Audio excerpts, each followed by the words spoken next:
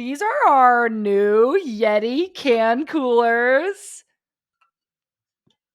Oh my God, it doesn't fit. Well, this part screws off. Oh. I was like, how embarrassing. You guys are going to have to cut that out. Is it embarrassing that I'm using it just as a cup?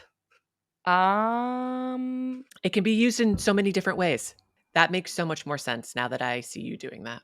They like keep the cans cold, you know? Well, I understand now. I didn't understand that 10 minutes ago when I filled up like it was a water glass. Well, that was crazy of you, Becky.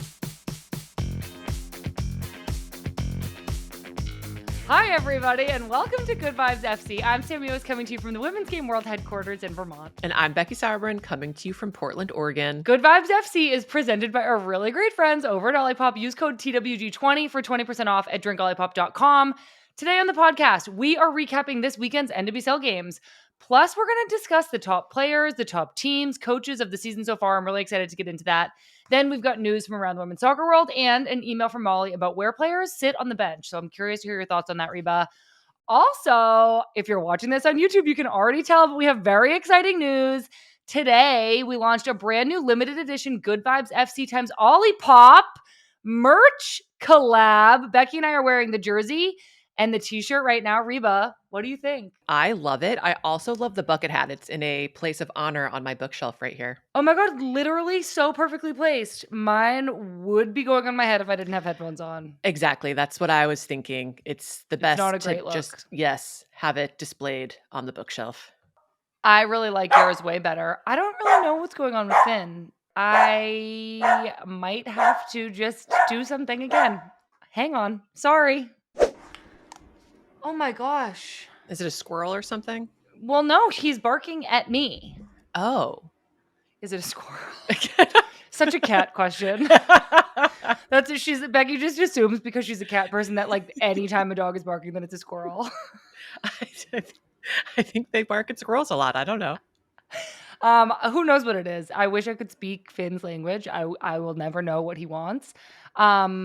But yeah, anyways, incredible merch. Very exciting. There's very limited quantities though, Becky. So I am urging our super fans and people who really, really want one to just get it now so that we don't run out. I mean, seems like smart advice to me. Yeah, there's also a little bit of a tip here. Our friends who are with us on Discord got early access to the collection this morning. But the new summer collection is live now, so check out our social media or the show notes for the link. You can visit gvfcsummercollection.com, a very specific website, and secure yourself one of these limited edition items. I feel like all of this summer stuff that we're putting out is proof that summer is not winding down, but is in fact in full swing. Sadly, yes, it is still brutally hot outside in most places in the country. We actually had kind of a cold front today here in Vermont. It was like in the 60s. And I was sitting outside drinking my coffee this morning, doing some work, and my hands got cold. I wish I had that problem. I really wish that was a problem I had. I was so alarmed, but I am refusing to believe that it's fall yet, even though everybody knows I love fall, but I'm hanging on to summer desperately. Get your Good Vibes merch because it's still summer. Becky, okay, what's going on? How are you? Well, I had to take my cat to the vet. I think I had talked to you earlier in past podcasts that my cat has been having kind of these middle of the night bouts of vomiting. And so you have told us that. Yeah, so we thought it was like a hairball situation, and we're like, let's just take her to the vet to be absolutely sure that nothing else is going on. It was so stressful. To get this cat into the cat carrier, first off, was a debacle. Cats don't like to leave the house. Oh, no. I mean, we are like 30 minutes late to this appointment. In the car ride, she is panting and she's not a very vocal cat, and she's meowing every 2 seconds. And it's just so sad, and she's so stressed out. And we're like, is it worth it? So we go and we talk to one of the technicians, and they're saying, okay, we'd like you to leave her for hours so that we can do some blood work. And the last time we took her to the vet, she was not a happy camper. And so we were kind of trying to like warn the people there, like she might not do well. You might want to sedate her. They're like, we don't do that. And I was like, you might want to do that. And so we drop her off. We're just waiting all day, like so stressed out, what's going to show up. We get a call from the vet, and she's like, generally your cat is is healthy. We're like, oh, that's like, it was such a relief. And she's like, I don't want to shame Olive, but she's a big girl. And I was like, yeah, she's a little Oh bit of a chunk, no. but not bad. But definitely like she was saying that, okay, if she loses a little bit of weight, maybe her coat's a little bit smoother. She's not losing as much fur. Overall, it's just better for cats to be a certain weight. And so she was kind of shamed, but not really shamed, but she's relatively healthy. So we got to pick her up. Car ride home was absolutely terrible again. But her lease on life when she got back to the house, it was like she never thought she was going to see the house again. She went into every Oh, room and the was just trauma. exploring it like she was never going to see it again. She was really mad at us. Like she did not hang out with us No, for the rest of the day. no. But her just sniffing absolutely everything in the house and being like, "Oh my god, my room's still here and my I'm so scratching post is still grateful. here." Yeah, she was. I don't think she thought she was coming back. Oh my gosh. One, poor Olive. That is such a sad story. And I can relate to having a pet with anxiety because Finn also has anxiety. Two, she just has to go on a little bit of a treats diet, it sounds like. Yeah, definitely a diet. Do you give her a lot of treats? We don't. We give them healthy treats, but I think she was like, "How much dry food?" Because we give a combo of wet and dry. And she was like, "Yeah, that's way too much dry food. You gotta cut that down." And we were like, "Ugh, have you ever been around cats that are hungry? Like they are dramatic." Well, yeah, Sam and Christy's cat, Helen, like, also, like, they'll give her the wet food and she'll eat that right away, but then she, like, kind of picks at the dry food all the time. When she's, like, hungry, is, like, kind of unbearable, Yeah, and she, yeah. like, meows and, like, pouts. Yes, exactly. And we're such suckers, we're such softies. We're like, "Oh, we'll just give you a little bit more dry," but clearly Yeah. we are the problem, the humans. Dude, I, like, can so relate. I think, like, getting a second dog has really told me and Pat, like, we did not do a very good job training Finn, as one can see, because he was just barking at me incessantly for literally no reason. And so we're really on this kick of, like, we need to, like, train the dog. So we're, like, really trying hard to, like, when Chester, the puppy, is like sniffing around the kitchen and jumping up on the counter, even if we're like watching a movie, we're like, okay, we have to get up, we have to go discipline him and say place and bring him to his place and train him to like behave or put him in he has like a little playpen for like, dogs when they're puppies are not supposed to have access to like too much space or it's like overwhelming and they can get into stuff. And I think it's just like such a full-time thing, which like obviously we like love him so much and knew, but you really have to like be on it. And I think we were just so lax with Finn, but Chester's like gonna be bigger. And so we just are really on our training game. And it's a lot. Pets, like finicky pets or just puppies in general, it's just like you gotta be on it. Yeah, and I thought cats would be way easier, and I think they are a little bit, but you just talking about having to be really vigilant, I'm just like, "Oh my gosh, I'm gonna have a kid." Like, imagine I how was vigilant literally I'm just gonna thinking have to that. be. Yeah. As I was saying it, I was like, yeah, man, puppies are a lot, Reba. Yeah, it's like, well, my puppy's gonna be a lot probably. Oh my gosh. Well, you know what? Just I hope that we can just all take a page out of Olive's book and just be really grateful for everything we've got. Yes. Yeah, that's the way to go. Okay, well, I was gonna tell everybody about the hike that I went on this weekend. My friend invited me to go on a hike. I brought Finn with me, and then my friend also brought her dog with her. And I went into this thinking it was gonna be like my idea of a hike is like, Becky, you're gonna be ashamed of me, but it's like basically like a paved trail in the woods. And I was like, great, like let's go. And it was hard. It was a hard hike. I'm not gonna blow it out of proportion. It was like a 3.5 mile hike with like 1,500 feet of elevation. That's something. No, that's significant. Reba, I was panting. Like I'm like with my friend and we're like trying to chat and make conversation. And I had to just keep being like, woo! But like she was kind of dying too, that when we like got to the top, we like actually like didn't speak for a while. And I think we were both like, oh my God, like that was actually way harder than we thought it was going to be. And like Finn was such a champ. There were kind of like some steep like steps up like in the rock faces. And Finn was just like such an athlete. I was so proud of him. Go Finn. But it was such a great workout. I was like drenched in sweat. I brought like some snacks and we just did it and it was fun.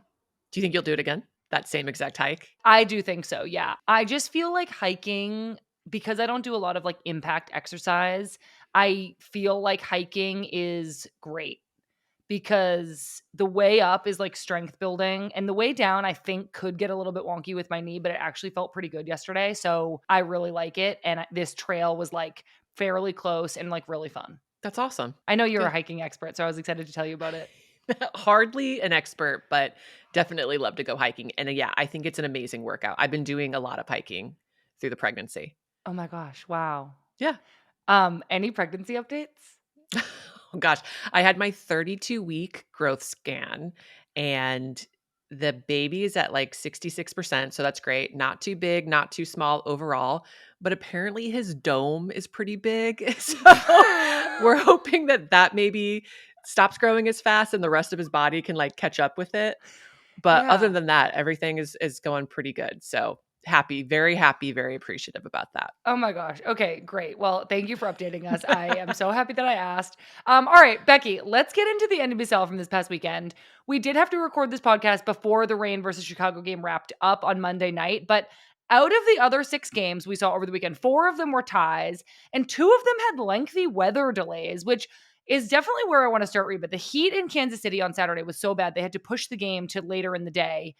And it immediately reminded me of remember when Lifetime was like our broadcast partner and the Lifetime slot for our games in like 2017 and 2018 was always at 3:30 in the afternoon. So we would always encounter heat like this.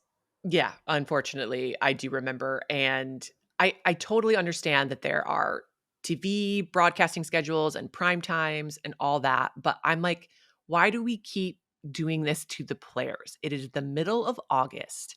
This is an amazing matchup of teams. People want to watch this game, but everyone knows that both markets have insane heat, and just playing in the middle of the day is wild to me. I completely agree. I definitely want to get more into this with like the broadcast schedule, prime time partners, etc. I guess I also just wanna say, like, my experience playing in the heat, I was always, like, not very good in the heat. I remember actually being, when they kept telling us how hot it was gonna be in Tokyo for the 2021 Olympics, I remember kind of being like, "Uh-oh, like, that's not good for me." Like, I don't really do well in the heat. I always just felt so lethargic and, like, missing that kind of edge of intensity because I was really just trying to, like, survive and keep moving. The heat and the humidity just takes so much out of you and zaps your energy. What do you remember your body feeling like during like hot, humid games? I just remember the prep and trying to hydrate yourself, and you're Ugh. going to the bathroom like 8 times at night because you're playing a little bit earlier in the next day, so you know you're not gonna get to hydrate as much.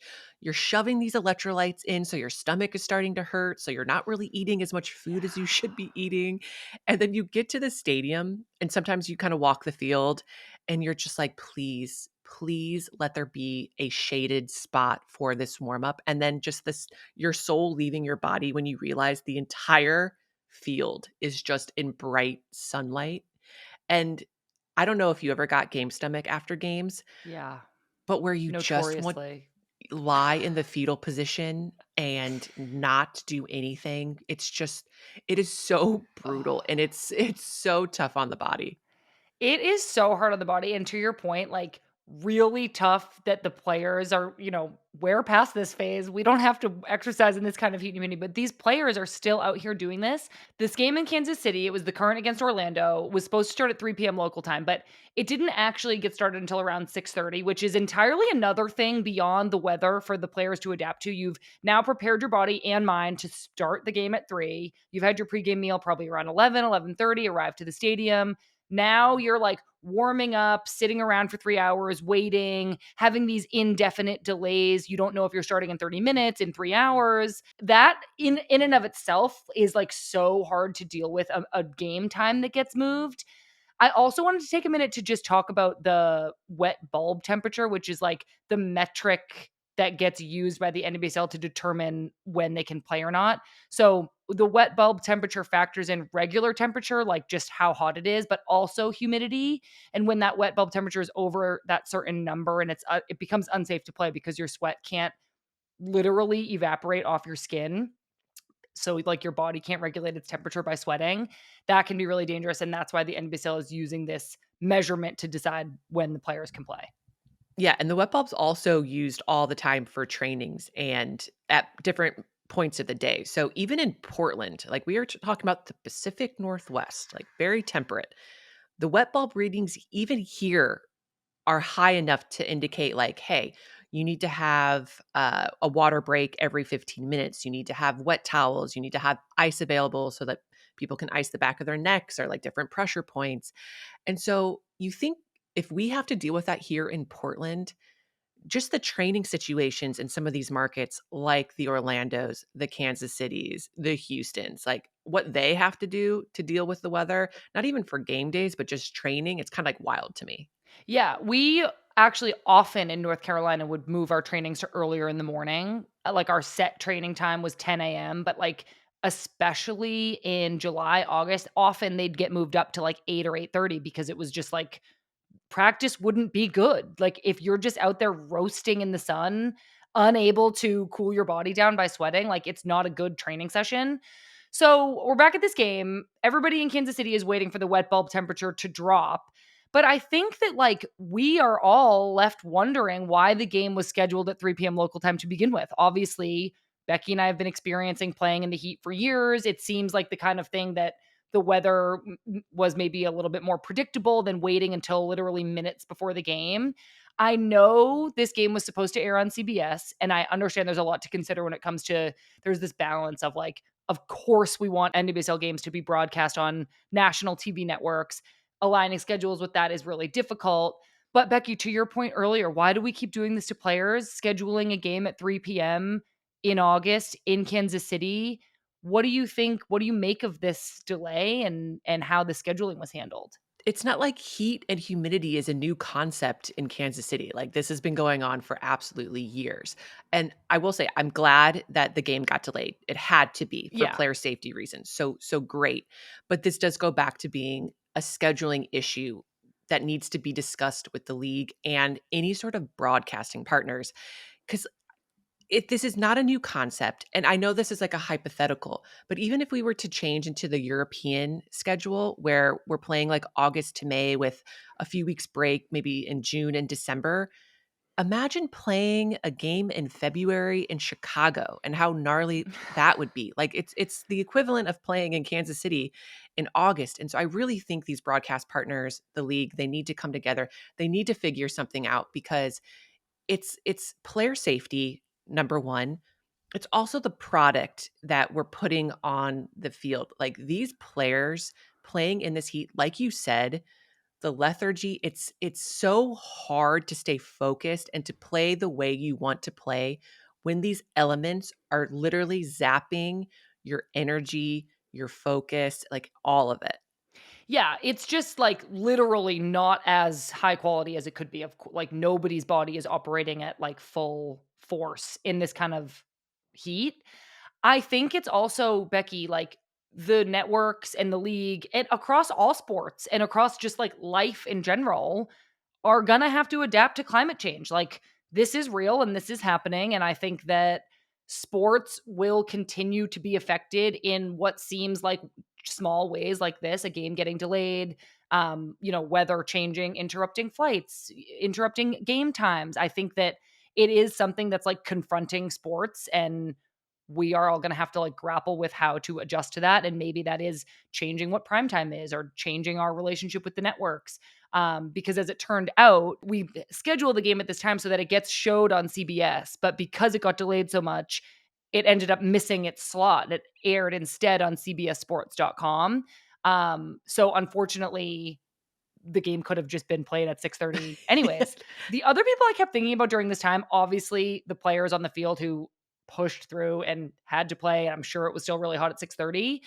But the team doing the broadcast, Becky, on the desk, Kelly O'Hara, Darian Jenkins, Jen Beattie were all on there. They had to like come up with stuff to talk about when the game was in this like indefinite delay for literally so long. And I kept being like, oh my God, like they did not get like hired to do this. They're just like having to spin. Can you imagine what that would be like? You've been on a desk in pregame before. How do you think they adjusted on the fly to like fill up the time? I was so intrigued by this because I Same. I have not had to deal with a delay with any of my broadcasting stuff, and I think they did wonderfully. I mean, you have like a set list of topics and players, and maybe you're going to break down some film that you're going to talk about in pregame, but then having to vamp, which I have recently found out is like in the media world, improvising and stalling for time, for them to have to vamp for so long is really amazing, and of course, it helps that you've got Darian, Kel, and Jen who are, like, Yeah. super charming and interesting and can talk so intelligently about all things soccer. I was really impressed and at the same time thinking, "I really hope this never happens to me." Me too. I literally was like, "Oh my god, what a nightmare," because I think the game just kept getting pushed, like, incrementally. It was crazy, but you're right, they did such a good job of vamping. I do wanna talk about the game, like, obviously, this was, like, 1 versus at the time 2, Kansas City versus Orlando, and it was such a highly anticipated game, but the delay just kind of, like, took a little bit of oomph out of it. Each team only registered 1 shot on target, although Kansas City had 16 shots to Orlando's 5.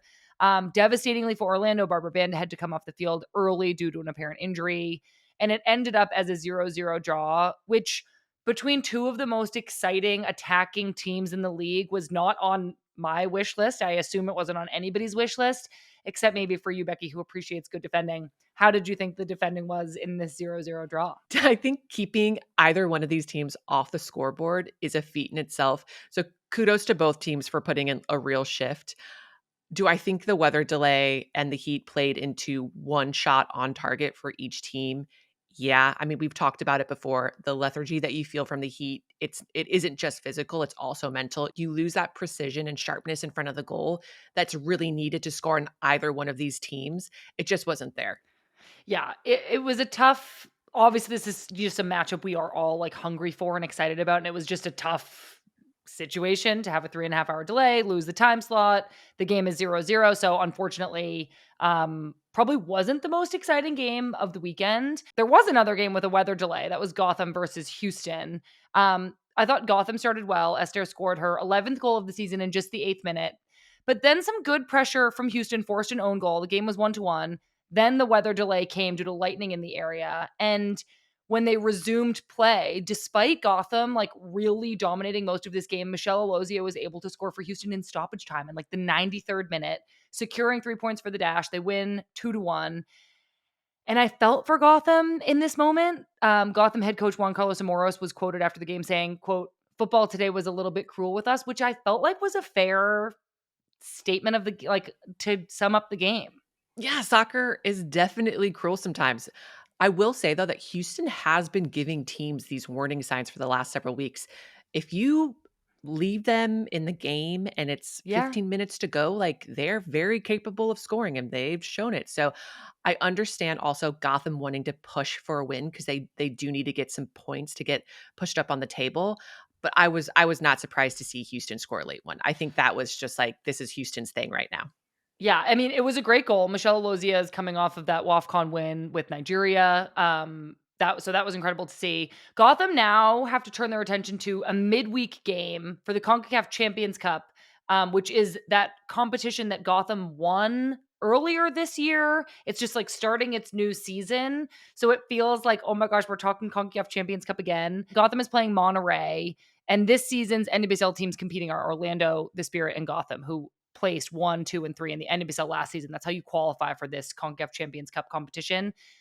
The winners of CONCACAF Champions Cup are qualifying for the 2027 Club World Cup. We've talked about this all before, but like I needed a reminder, so I'm also reminding everybody.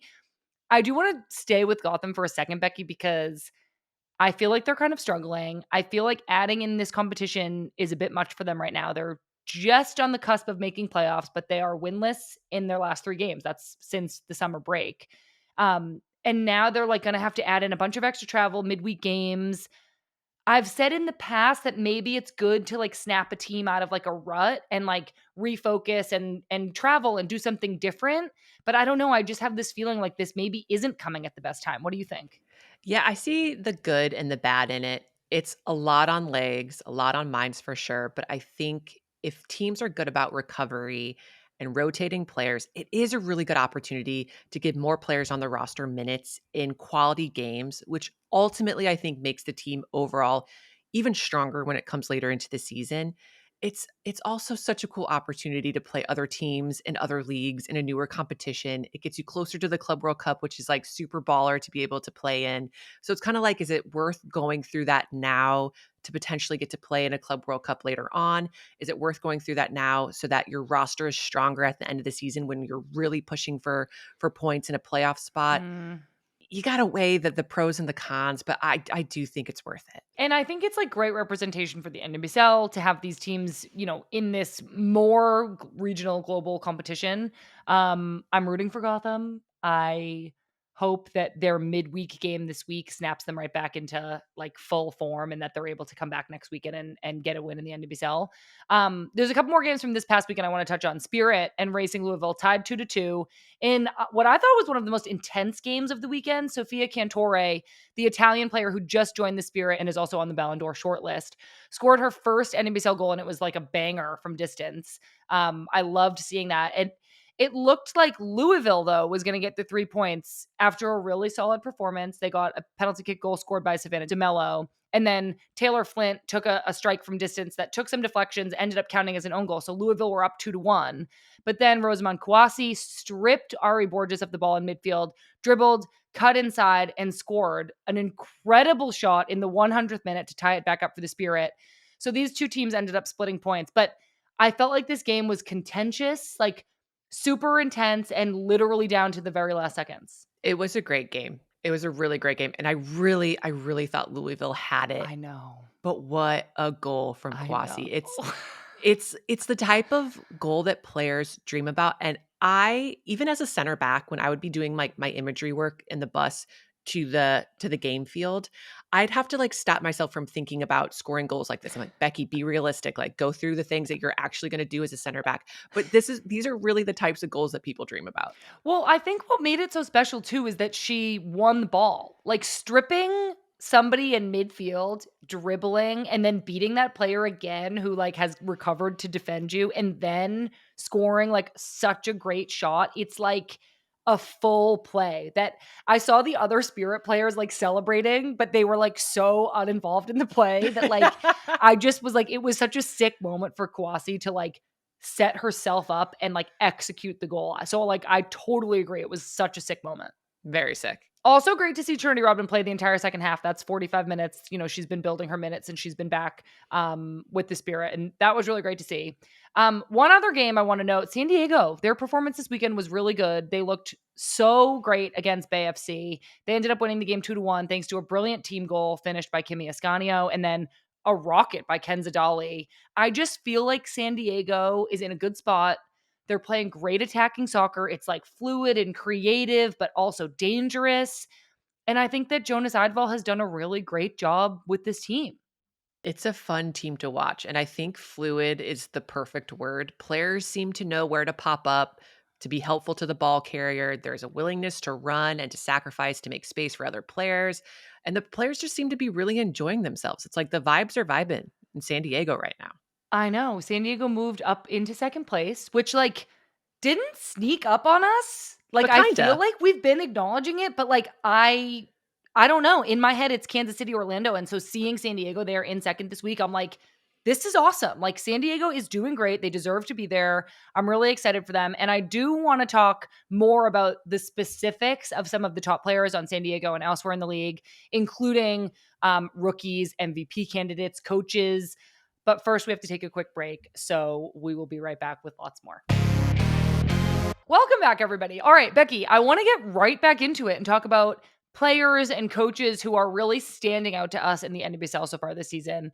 Let's start with the Golden Boot leaders, as one will. At the top with 11 goals, we have Gotham's Esther, who I feel like we're talking about every single week. I've asked you so many times, like, what makes Esther special? She just is always in the right place to finish chances. She has 11 goals in 16 games, which is a really impressive statistic. And then I think if you also just factor in her form at the Euros, she scored 4 goals in 6 games there for Spain and won that tournament's Golden Boot. I'm like, it might just be Esther's year to win Golden Boot awards. Becky, what do you think? I think it certainly can be.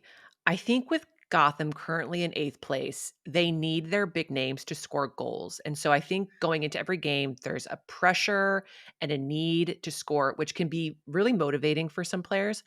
But also, I think that expectation to be the one can be stifling and actually affect players in a negative way. But Esther strikes me as a player who will willingly like take on the challenge and be like, yes, I will be the person that will grab the game by the scruff of the neck and score the goals. I agree. She strikes me as that kind of player as well, and she just strikes me as the kind of player who's gonna continue to be in the right spaces. Like, not every goal Esther scores is stripping somebody from midfield and dribbling and scoring. Oftentimes, she just has an instinct and a skill and an ability to be in the right place to finish a goal, and I think she'll continue to put herself in those positions. Very close behind her with 10 goals is Temwa Shwenga. Then it's Barbara Banda with 8. Then it's Riley Tiernan with 7. And I think I will say in this like golden boot leader Esther conversation, the way that Kansas City plays, they're in first place, Gotham is in 8th place. It feels like Temwa could like score 4 goals in one game. Like Kansas City sometimes just like lights up and it is unstoppable. And so I do think that this is a toss up between Esther and Temwa for golden boot with 10 games left. I agree. I think Temwa really has that feel about her that at any given moment she can just make something happen, and that's really amazing to watch. And as a defender, terrible to play against, but she does have that X factor about her where you're just like, wow, like this is a special player. We are very privileged to get to watch somebody who can really just do whatever she wants on the field. Yeah, did you see the highlight of her this past weekend chasing down Barbara Banda on defense and tackling in the box Oh, defensively? oh yes, I did. I did. I actually think this was the play that caused Barbara Banda to leave the field with injury. So obviously, hope Barbara Banda is okay. It wasn't a foul or a dirty tackle in any way, but we hope Barbara Banda is okay. But this kind of defensive effort from Temwachwinga one is to see a striker doing that is unbelievable and so cool. But also, like, I could almost hear Vlatko's voice in her head being like, all of our players must chase back at high speed, at max speed, just in case. Don't count numbers, just get back there. Like, I can hear Vlatko coaching her. I was waiting for you to say, "Don't count numbers." That's such like a Vlaco thing to say. It's like, it doesn't matter if we're +1, +2, you get your butt back there. You Yeah. help the team out. Yeah. And you can see her doing that. So I think that Temwa is not only in this golden boot race, she's also like an obvious MVP contender. Of course, golden boot leaders are always in the MVP conversation. But I know, Becky, as a defender, it must just be wild, Just chaps my ass. wild now to just be on the media side of this and just have to be like, yep, I guess that's how it works. But I'm giving you the chance right now. Who else do you think is in the MVP conversation? I think Gift Monday deserves a shout out. She's been super impactful for the Spirit, and they've had a few injuries to key players. They're sitting in 4th place in large part because of players like Gift Monday, because of her caliber of keeping them in games and even winning them games. Totally agree with that. I think as we start to look at other teams at the top of the table, I've also had my eye on Delphine Cascarino with San Diego, but also her teammate from France, Ken Zadali. I think both of them have been really key parts of San Diego's success in that fluid attacking style that we've been talking about. And so I feel like if the Wave continue this form and they do well in playoffs, Delphine and Ken Zadali are definitely in my like best 11 list. I don't know that there's like a ton of obvious MVP choices beyond the goal scorers because I think that players that we would all naturally name next, like Trinity Rodman, Sophia Wilson, Mal Swanson, have been not playing as much this year. But I do think that midfielders like Sam Coffey for Portland, Dabinia for Kansas City could have cases for themselves. I also know that Taylor Flint has been great for Louisville and Manaka for North Carolina has been having a really standout season. But this is my big question for you, Becky. I don't know if I can see MVP going to a player on a team that isn't dominating. I guess I just never really understood why the team has to dominate in order for the player to be an MVP candidate. I mean, if you are consistently one of the best players on the field each game and you just happen to be on a team that just doesn't win, it is a team sport. Like you can't do it all on your own. Should that really exclude you from being considered an MVP? I don't think exclude you. And I'm loving, like, all we do is fight now, Becky. We just disagree back and forth every single show. I don't think it should exclude you at all. I just think it makes it way harder because I think that part of being MVP is helping your team win. Though I was the first one to say Esther is a Golden Boot or is a MVP contender and Gotham is in 8th. So while she may not necessarily be helping Gotham win every single game right now, I trust for some reason that Gotham is going to be in playoffs and that they're going to like do well and Esther is going to continue to do well. I feel somehow Louisville's in 7th, but I'm not really advocating for anybody on Louisville as much. So I don't know. I think it's like harder and you have to be more dominant to win MVP on a team that's like not above the playoff line. Yeah, I mean, I totally see your point. I just think I wish that value wasn't so contingent on wins and losses and more about what you do with the team. And maybe those are things that are more intangible and just can't be quantified as much. And that's why people miss out. But the fact that MVP is so often an attacking player where the stats are just so obvious and in your face, I think you are missing out on those players that do make such an impact on the team. And you can feel it if you're in the environment. It might be more difficult if you're us as media and, outside of that sphere. But I just wish there was a way for things to be calculated a little bit more fairly so you're not missing out on those defenders or midfielders that don't have the stats but really are like the heart of the teams. That I totally agree with. And I will say that I think the team voted awards are very telling.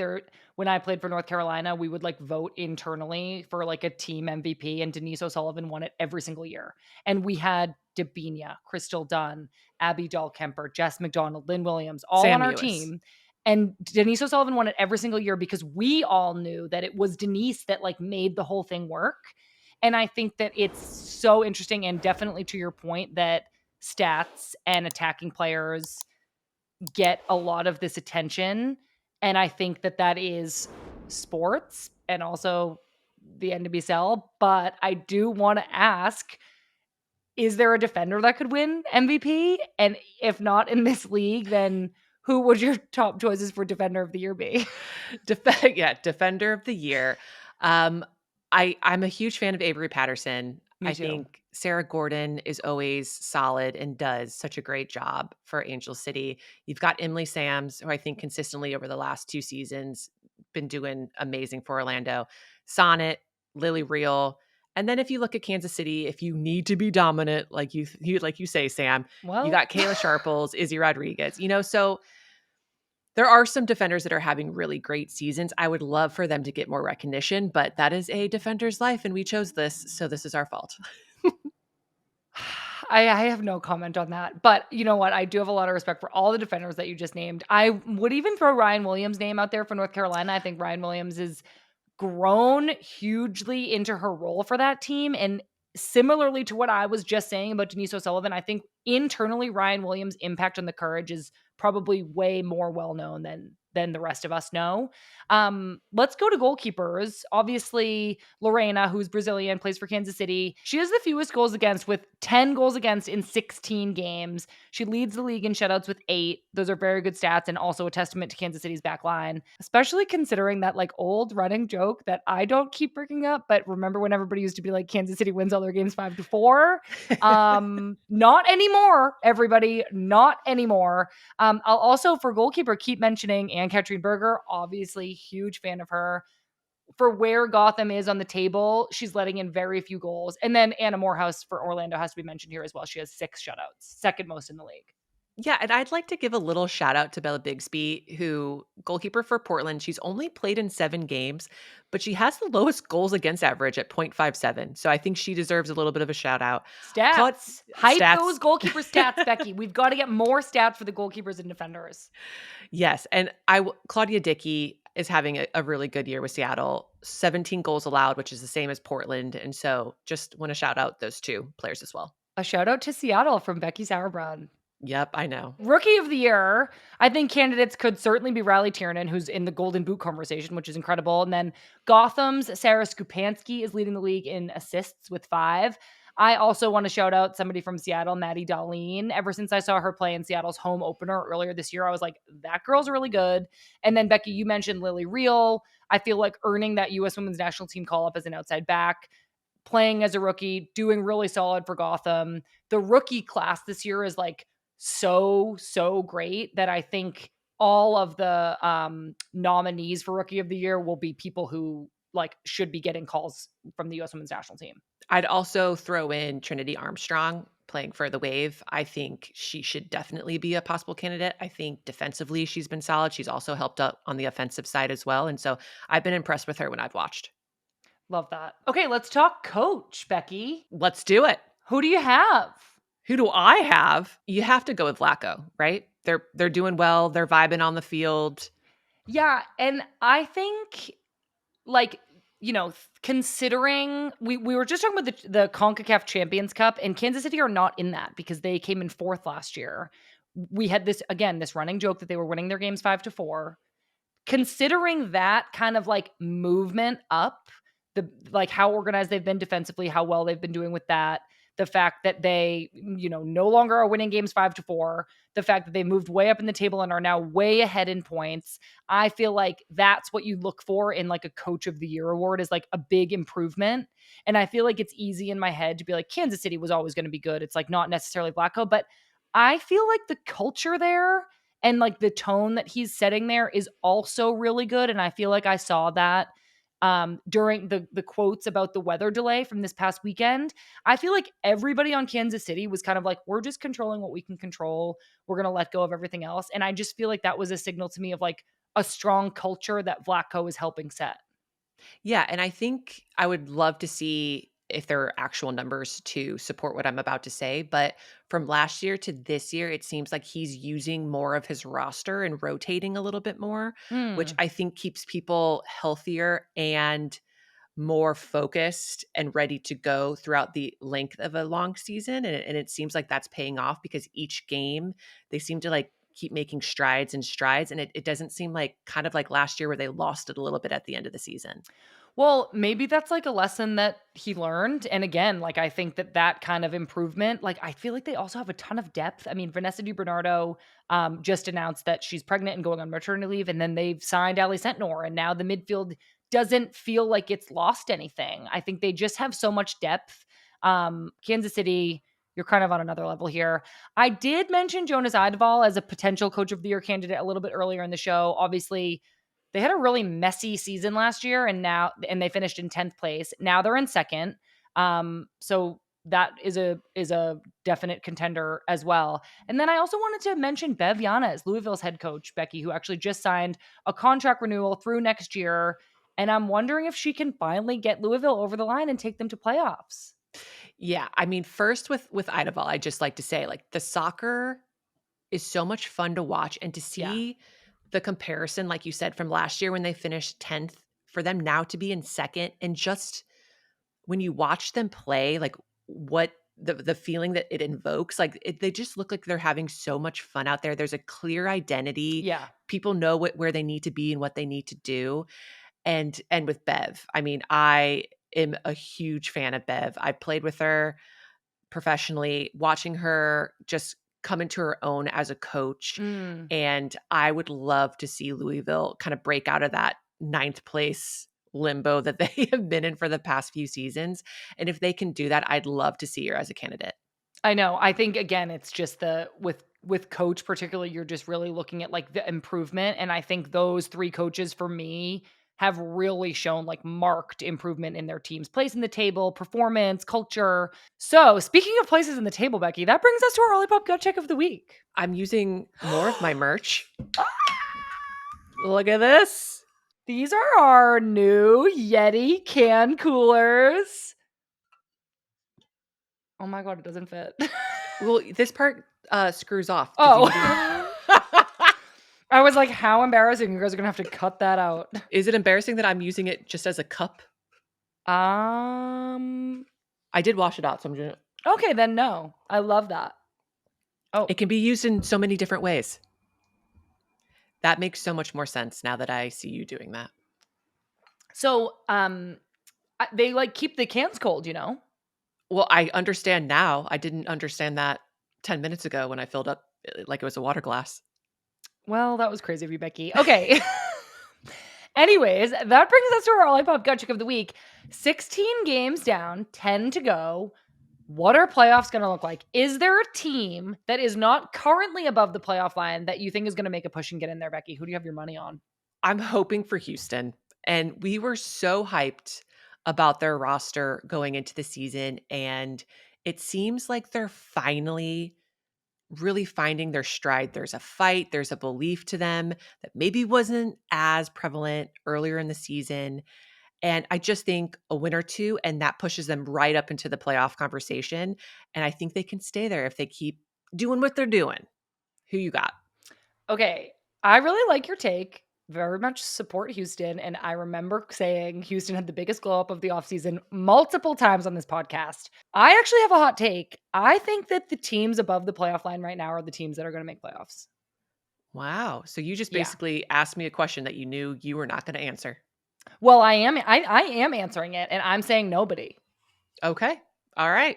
Which I do think is really difficult. North Carolina's right there in ninth. Obviously, I'm rooting for them, but I don't know. I think the coaching situation, the change is a lot to deal with. So, yeah, I think that the playoff line is set, and that's my gut reaction. Okay. We'll put some Olipop on it. Okay, that was our Olipop gut check of the week, everybody. Please let me know. Am I wrong? Are we rooting for Houston? Who's pulling for Angel City? Let me know in the comments. I need some help. I need to know. We need to take one more quick break, and then we will be back with more. Welcome back, everybody. Okay, before we go over to the inbox, I wanted to share a story from this past weekend that I'm sure many of you have seen. Last Friday, Scottish club Kilmarnock signed 16-year-old Skye Stout to her first professional contract. Obviously, this should have been a wonderful moment of celebration for the teenager, but the posts announcing her signing were filled with really horrible comments about her skin condition. And it got so bad that Kilmarnock FC decided to remove the posts to protect Skye from further bullying online. Clubs like Chelsea and OL Lyonnais spoke out in support of Skye, and Skye responded to the trolls by saying that she'll let her game do the talking. And on Sunday, in her debut for the club, she scored a stunning free kick to silence everybody. And I am just so happy for her. I feel like this is the definition of a good vibe, Becky. Obviously, nobody should ever have to be subjected to online hate, vitriol like that, especially somebody so young, but to just see her respond with not only like maturity, but also to just like then score on her debut and play with such confidence. To have it be this like really beautiful, like sick free kick made me really, really happy and like proud of the women's soccer community for really sticking up for her and trying to like bring a lot of positivity to what must have been a difficult moment at first. For sure. First, I want to congratulate her on her first pro contract. Like, that is such an amazing feeling. I love that she responded by saying she let her soccer do the talking and then followed it up with a golazo of a free kick. And like you said, I am just so proud of the women's soccer community and being a part of the women's soccer community, and that we can help drown out the noise from those who would wish to bring us down. And that is the power of this community. And I just implore us that we never forget it and that we always use it for good. I love that, Reba. Well, we're definitely cheering for Skye over here at the women's game. Huge congratulations to her. Let's go over to the inbox. We got an email from Molly that reads, "Hi, Sam, Lynn, and Becky. I have a question. In a recent episode, Lynn mentioned she got to sit next to Jess Fishlock on the bench, and it got me thinking, how does that work? Does everybody kind of sit where they want on the bench or by position group? Do people usually sit in the same seats or do you mix it up a lot? Is anyone really particular about having the same seat every time? I love the show. Go Rain." Molly. We have a Rain fan on our hands, Molly. Hello, and thank you for the email. Becky, what do you think? You know, I was never very particular about who I sat next to, as long as I was sitting as far away from the coaching staff as possible. That was like my only thing, is that I wanted to sit away from the staff. I did not want to hear what they were saying to one another. Because you just never No. know. Yeah, sometimes it's positive, sometimes it's not positive. And Keep so that to yourself. yeah, exactly. So for me, it was really like, I just want to sit next to people that have good vibes and are positive and, are just putting good things out there. Yeah. I think like This is a good question. I think because you're on the road so much, yes, sometimes you have like a bench buddy, but like so much can change that I actually think it's really like hard and potentially bad to get too attached to anything. Like maybe you have a bench buddy or a certain order in which you sit, and then you go to an away game and there's 2 rows of seats, or you go to a brand new stadium and then there's just a bench, and like the order that you're used to gets thrown off all the time. You travel all the time. I think that like what's more of like a superstition is like your seats on the bus. Like you could kind of have a bus buddy that you always want to sit with, or a certain row that you sit in. But I actually feel like on the bench, you kind of have to be more flexible and fluid because it just like changes all the time. Yeah, that's fair. I think you're right. The bus seating, that's Yeah. sacred. Like you don't mess Sacred. with that. But the No. bench, yeah, too many factors. You can't rely on it. My, like, first time on the bus with the national team, I, like, swear it was like a movie where I just, like, didn't wanna sit down because I felt like everywhere I sat was gonna offend somebody, and it's like, I don't think anybody would have, like, actually been mean, like, I was a child, but I wanted to just sit down last in, like, whatever seat was open because it's like a superstition for people. It is. Yeah, people take it very seriously. Yeah. Okay. Molly, love that question. Thank you so much for writing in. Anybody can write us at any time. Send me an email at womensgamemib@menandblazers.com and we might read it out loud on the show. And if you send a picture of your dog or cat for Becky, we'll bump you up to the top of the list. Okay, Becky, it's time to leave our listeners with a good vibe, which is so fun, but kind of sad because it is signaling the end of the show today. It is, yes. Bittersweet. I'm going with Great British Bake Off. Wow. And Zola and I would watch it a bunch during COVID. It was kind of like our time together at the end of the day. You know, you put something on that is just so wholesome and just makes you feel like so good and have such faith in the world. He's seen like every single episode. I am not as into it as he is, but we started watching it again just because we were having trouble finding something to watch. There's kind of like a Yeah. lull between shows right Yeah. now. And so we started watching it again on Netflix, and it is just like it just took us back to that like You're feeling back.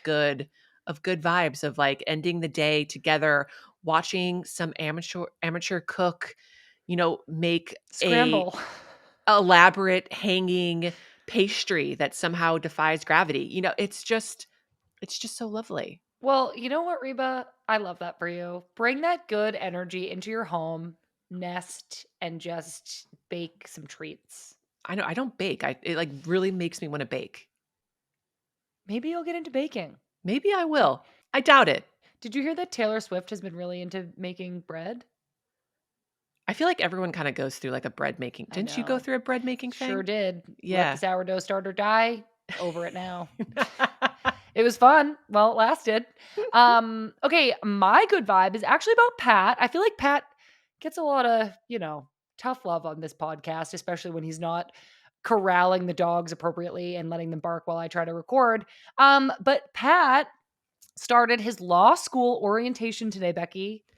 Oh my gosh, that's so great. I know. So I like sent him off on his little first day and he wore a suit because it was like he had to like dress business for the first day. And it was so cute and I'm so proud of him. I'm so excited for him.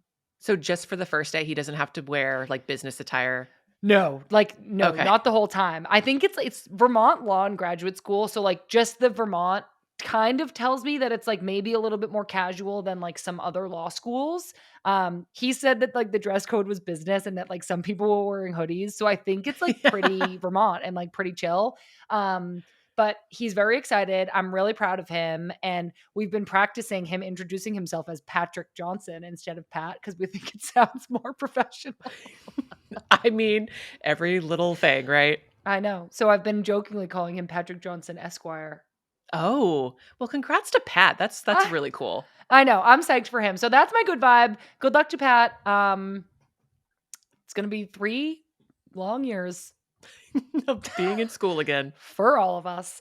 All right, that's it for this week's episode of Good Vibes FC. Make sure you check out our interview with Bay FC's Leslie Osborne on Thursday. Bay FC has a huge game this weekend at Oracle Park in San Francisco. We got to chat with Leslie all about it. She's a co-founder of the team, former U.S. Women's National Team defender. It was a really great interview, so I'm excited for you all to hear it. You can also join us on Discord. Very cool new communication social media platform. Becky and I have both done Ask Me Anythings on there. It's really cool. The women's game is a place you should be on Discord. And then you can also follow along with us across all social media. All right, everybody, that's it for today. Goodbye. I'm Becky Sauerbrunn. And I'm Sam Ewis. Love ya. Goodbye.